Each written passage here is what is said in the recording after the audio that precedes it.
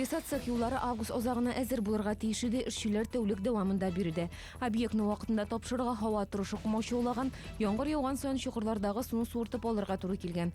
Явым төшү вакытында асфальт җәю эшләрен бөтенләй туктатып торганнар, яңгырда эшләсәң юллар сыйфатсыз булыр иде ди төзекләндерүчеләр.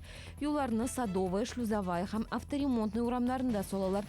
3 кат асфальт җәйле, хәзер 3нче катның нибары 2 чакрымына гына асфальт түшисе калган. Экокомплекс калдыкларны эшкәртү предприятиесенә яңа җиһаз кайтарылачак. Ул Чаллы су каналы кагаз-картон комбинаты калдыкларыннан җыелган ләмне эшкәртергә мөмкинлек бирә.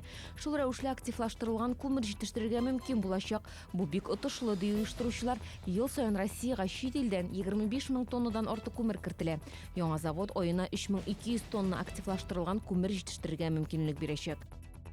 2 сентябрьдан, ягъни бүгеннән алдан тавыш бирергә мөмкин. Нәкъ сайлаудагы шикелле, алдан тавыш бирергә теләүчеләргә бюллетеннар бирелә. Кандидатларны билгеләгәннән соң аларны конвертларга салып ябыштырып куялар. 13 сентябрьдә сайлау тартмаларына салалар.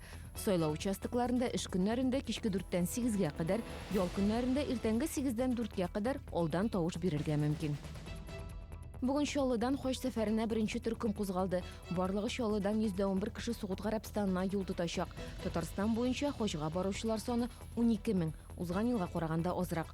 Хаҗга баручыларның кимү доллар бәясенең артуына бәйле. Бу һәм башка хәбәрләр турында яңалыкларның кичке чыгарылышында ул 19 сәгать 10 минутта эфирга чыга.